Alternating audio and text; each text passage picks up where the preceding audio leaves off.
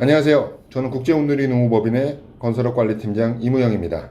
우리 이번 시간에 여러분들과 같이 어떤 내용에 대해서 알아보고 있었느냐라고 한다면 건설업에 적용되는 각종 조사에 대해서 여러분들과 말씀 나눠보고 있습니다. 보시는 바와 같이 건설업에 대해서는 이렇게 많은 기관에서 조사하기 위해서 이제 눈독을 들이고 있죠. 우리는 그 중에 첫 번째 시간으로 국민연금에 대해서 지금 알아보고 있습니다. 국민연금공단이 건설업들을 어떻게 괴롭히는지에 대해서 조금 더 심도 있게 알아보도록 하겠습니다.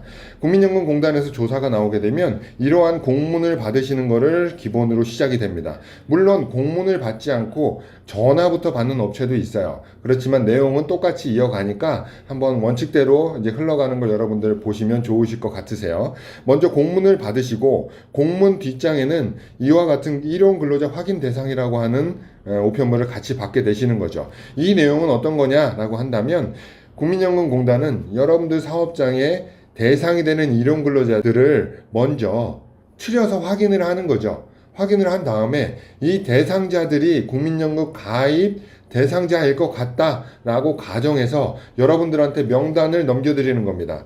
그러면 우리 건설업체들은 명단을 받으시고 이 명단 안에서 건설업이기 때문에 혹은 건설업을 떠나서라도 국민연금은 이 대상자들이 4대 보험에 국민연금에 가입해야 된다라고 말하고 있지만 우리의 어떤 기준으로 이 사람들은 가입을 안 해도 되면 그 기준에 따라서 여러 가지 내용들이 있겠죠. 현장별 근로내역 신고한 거라든지 현장별 노후비 대장 여러 가지 가입 제외 대상이 되는 근거를 국민연금공단에 제출해서 제외하시면 되는 그런 상황이 되겠습니다. 자, 그러면 공단은 이러한 공문을 통해서 우리한테 자료 제출을 요구하고 있는 거고요. 근데 제가 이제 여러분들께 말씀드리고자 하는 내용은 어떤 거냐면 그러면 우리가 알고 있는 기본 상식 있잖아요. 첫 번째, 현장별로 8일 이상 가입한다. 두 번째, 현장별로 기산일을 따져서 2달 연속되는 근로자 중에 8일 이상을 대상으로 한다라는 것 등이 있죠. 그러면 국민연금은 지금 말씀드린 그 기준만 가지고 공단에서 조사를 할까요? 그렇지 않죠. 너무나 폭넓게 보수적으로 조사를 하고 있기 때문에 여러분들 건설업체가 굉장히 힘들어 하시는 건데 그 내용을 우리가 살펴보면 어떤 것들이 있냐면 여기까지는 국민연금공단이 우리 건설업을 조사하는 이제 초기에 조사했던 방법이고 지금 현재는 현장별 근로내역 확인신고서를 기본적으로 받습니다. 제출받아서 현장별로 이 사람들이 진짜 일을 했는지에 대한 근거를 삼는다라는 거죠. 그런 다음에 현장별 근로계약서라든지 혹은 여러분들 급여 이체 내역이라든지 현장 출력일보 그리고 급여의 최저임금 이상 임의 가입 근로계약서 존재 여부 이런 것들을 보게 되는데 이게 그럼 무슨 소리냐라고 한다면 이거 국민연금공단에서 여러분들 건설업체로 보낸 내용이에요. 그래서 같이 내용을 한번 살펴볼까요? 보시게 되면 국민연금법 8조에 8일 이상 60시간 이상이면 자격취득 신고를 해야 된다, 가입해야 된다라는 뜻이고 이 기준 이상 되는 사람들을 우리가 지금 추징하려고 하고 있다라는 뜻이겠죠. 그런데 밑에 내용을 같이 볼까요? 이와 관련하여 부침 대상이 되는 근로자는 이건 2018년도에 했던 자료라서 해당 연도에 최저시급, 주휴수당 등을 고려할 때 국민연금 사업장 가입자 취득 대상으로 판단되어 행정조사를 위해 국민연금법 제122조에 따라 자료 제출을 요구하니 라고 되어 있는데 여기서 핵심은 뭐냐면 이네들이 말하는 건 최저시급과 주휴수당 등을 고려했을 때 국민연금 가입 자격 취득 대상자라고 하는데 여기에 대한 명확한 근거와 법 근거는 없습니다. 그냥 우리들이 생각했을 때 연금에서 우리 연금공단이 생각했을 때 이 정도 돈 받으면 가입해야 되는 거 아니야? 라고 추측하는 상황인 거예요. 그래서 관련 법 기준은 어떤 게 있느냐? 여기 보시면 법 제122조라고 돼 있는데 이거는 위에 있는 내용을 설명하는 법이 아니고 122조에 따라서 우리는 당신네들한테 자료 제출을 요구할 수 있다라고 하는 상황인 거죠. 교묘하게 법을 넣어놔서 법에 이런 게 있나 보다라고 오해하실 수 있는 내용이기도 합니다. 그래서 요구를 협조하여 주시기 바랍니다라고 돼 있고 밑에 굉장히 중요한 내용이 있습니다. 같이 보시면 주 15시간 주휴수당 2.1시간 뭐 이거는 어떻게 계산했는지 모르겠어요. 공단 개념이에요. 월 환산 상수라고 되어 있습니다. 4.34 곱하기 최저시급을 했을 때 이제 2018년도 기준으로 얘네들이 조사를 한 거니까 최저시급이 7,530원이었을 때죠. 저번 시간에 제가 국민연금이 이상한 법을 발의하려고 합니다. 라고 하는 게 이 내용과 일맥상통합니다. 그래서 18년도 기준으로 55만 8,830원 이상이면 4대 보험에 가입해야 된다라고 우기고 있는 거예요. 이게 무슨 소리냐? 반대로 최저 시급 있죠. 이 최저 시급 곱하기 8은 뭐죠? 시급이에요. 그러면 1일 1당이 나옵니다. 이 1당을 곱하기 8 하면 이 숫자가 나오게 되겠죠. 지금은 하게 되면 한 6만원 조금 넘습니다. 2021년 기준으로, 2020년 기준으로 6만원 좀 넘어요. 그러면 60만원 죄송합니다. 60만원 이상이면 날짜가 7일이든 5일이든 4일이든 상관없이 다 가입시키겠다라는 공단의 깊은 뜻이 있는 거죠. 우리는 어떻게 하고 있습니까? 7일이면 가입 안 한다라고 지금 그냥 손 놓고 있잖아요. 안심하고 계시잖아요. 근데 공단은 그것조차도 최저임금 이상이기 때문에 가입해야 된다라고 우기고 있는 이상한 상황이 발생된 거죠. 그래서 저번 시간에 그거에 대해서 입법 예고가 이렇습니다라고 말씀드린 게 있어요. 그거 한번 살펴보세요. 그리고 또 제출 자료에 보면 근로계약서가 있습니다. 근로계약서를 받는 이유, 제가 앞선 시간에 설명드렸죠. 우리 국민연금보험법, 건강보험법에는 가입 대상자가 어떻게 되어 있느냐, 가장 첫 번째 근로계약서가 있는 경우와 없는 경우로 나눠진다고 했고, 근로계약서가 있는 경우가 어떻게 되느냐, 명시적인 근로계약서가 존재하는 경우에는 그 일수를 따지지 않고 전체가 다 가입자로 본다라고 국민연금보험법에 나와 있습니다.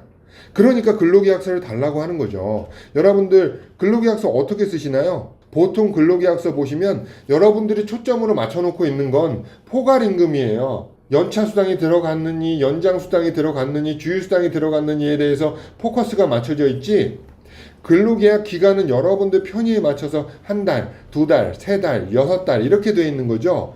근데 제가 방금 말씀드렸다시피 국민연금보험법에 한 달 이상 근로자는 날짜와 관계없이 전부 다 가입 대상자라고 말씀드렸어요.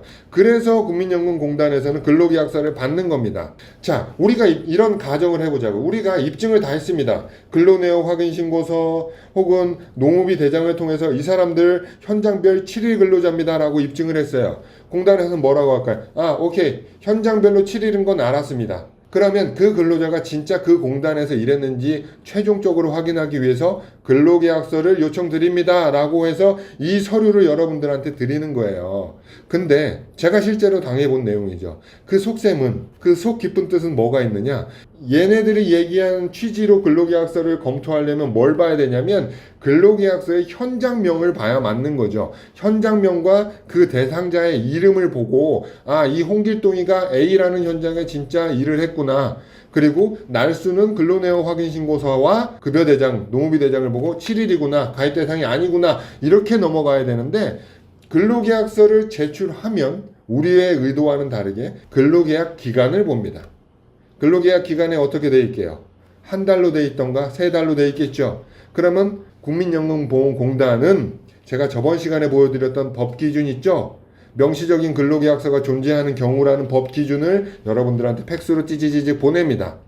명시적인 근로계약서가 존재하는 경우 근로자는 날짜와 상관없이 가입되게 됩니다 라고 해서 그냥 가입을 시켜버리는 그런 단계인 거예요. 물론 국민연금 조사는 각 지역별로 너무나 다릅니다. 예를 들어 강남권이더라도 송파 다르고 동부 다르고 뭐 전부 다 달라요.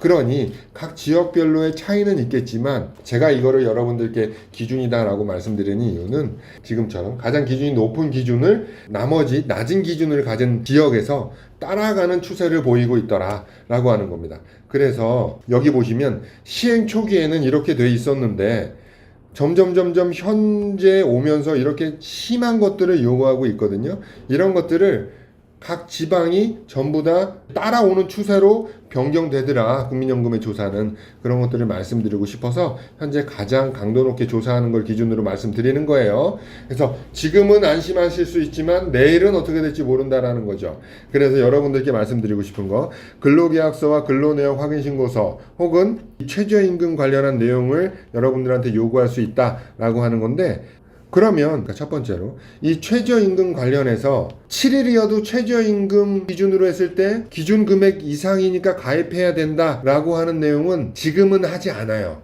2020년도까지 열심히 일부 지역에서 막 주장하다가 법 기준이나 어떠한 기준에도 최저임금 기준에서 금액 기준으로 4대 보험을 가입해도 된다 혹은 가입해야 된다라는 기준은 어디에도 없거든요. 그래서 국민연금이 관철시키지 못했어요. 그래서 제가 저번 시간에 여러분들께 설명드린 자료를 보면 국민연금공단에서 지금 법제도화해서 만들려고 하는 게 보건복지부 장관이 정하는 금액 이상인 사람들은 날짜와 상관없이 4대 보험에 가입해야 된다라는 것을 2022년에 법에 아예 명시해 놓을 수 있도록 지금 입법 예고를 하고 있는 상황인 거예요. 그때가 되면 지금 이 고민이 현실이 되겠죠. 그때는 날짜로도 빠져나갈 수 없어요. 이제 지금 현재는 국민연금공단에서 이 최저임금을 가지고 못 살게 군다라고 하면 금액을 기준으로 4대 보험을 가입해야 된다라는 법 기준과 제도 기준이 어디 있느냐, 그 기준을 나한테 보여달라. 조사관님, 당신이 생각하는 해야 될 것 같은데요 라는 추측 말고 명확한 법 기준과 관련 규정을 갖다 달라고 하십시오. 그러면 여러분들 이거는 패스할 수 있어요. 하나 아셨죠? 자, 두 번째, 근로계약서를 달라고 한다면 아까 말씀드린 바와 같이 함정에 걸릴 수 있는 거겠죠? 우스갯소리로. 자, 함정에 걸리게 되면 우리는 근로계약서를 제출하라고 했을 때 마지막으로 현장별 근로계약서만 제출받고 그 내용을 본 다음에 현장별 근로자임을 확인하면 우리를 가입 제외 대상으로 보겠구나. 즉 다시 말해서 A, B, C 현장에 우리가 7일, 7일, 7일 이렇게 신고한 걸 국민연금공단에서 근로계약서 현장명이 들어있는 걸 보고 가입 제외시켜 주겠구나 라고 오해하시지 마시고, 우리가 쓴 근로계약서에 근로계약 기간을 보는 거죠. 근로계약 기간이 한 달 이상 돼 있으면 국민연금보험법에 명시적인 근로계약서인 걸로 판단한다. 명시적인 근로계약서가 존재하는 근로자는 날짜와 상관없이 전부 다 가입 대상이 되는 거니까 몇 번이나 강조하는 겁니다. 참 여러분들이 이럴 때 저희 회원사였으면 좋겠어요. 저희 회원사 같은 경우에는 계약 기간이 따로 없습니다. 우리는 하루에 한 장씩 쓴다고 국민연금공단에 얘기를 하는 거죠. 국민연금공단이 주장하는 명시적인 근로계약서는 한 달 이상의 기간을 정하여 근로하거나 근로계약에 정함이 없는 경우가 명시적이거든요. 근데 저희 근로계약서는 한 달 미만이거든요. 한 달 미만이라고 하는 게 20일, 25일이 아니고 하루에 한 장씩 쓰는 것 같은 효과를 보여주는 근로계약서다라고 하는 거죠.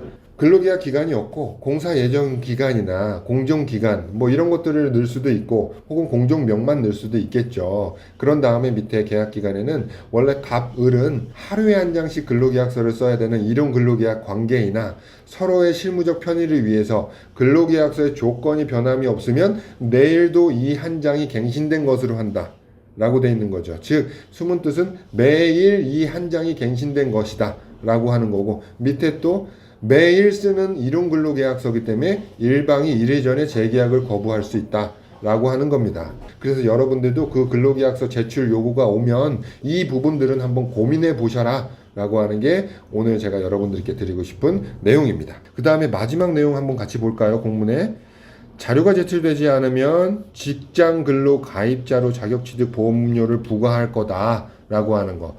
니네들이 모른 척하고 속된 말로 쌩까면 그냥 우리가 마음대로 니네들 보험료 직권 부과할 거야. 그렇게 해도 된다고 그랬어 법에. 요 내용인 거죠. 다음, 만약 근로 내역을 축소 허위 신고하면 국민연금법에 따라서 과태료 부과 및 형사 고발하고 확인되는 모든 기간에 대해 연금보험료를 부과할 예정이오니 참 얘네들 정말 국민연금공단 정말 재밌는 기관이에요. 형사처벌하고 이렇게 처리하는 것만으로 끝내는 게 아니고 그거 신고는 신고대로 하고 또 국민연금도 전체 기간에 대해서 부과할 거다. 안 따지고 우리는 만약에 니네들이 그런 비리가 있으면 그때는 따지고 자시고 없이 그냥 전체 기관에 대해서 전부 다 부과할 거다 라고 하는 그런 상황입니다. 자, 그래서 옆에 것도 한번 재밌는 내용이니까 한번 같이 볼까요?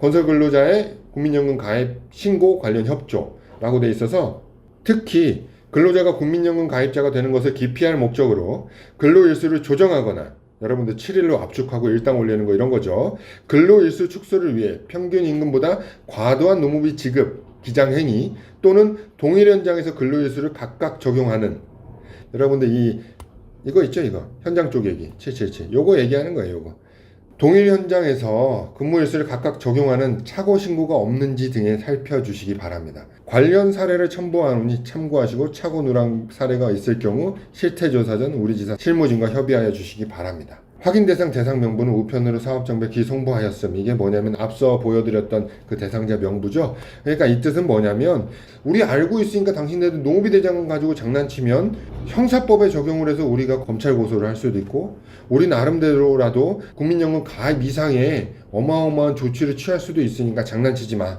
뭐 이런 뜻이 되겠습니다, 여러분. 너무너무 힘들죠, 국민연금을 적용하는 거.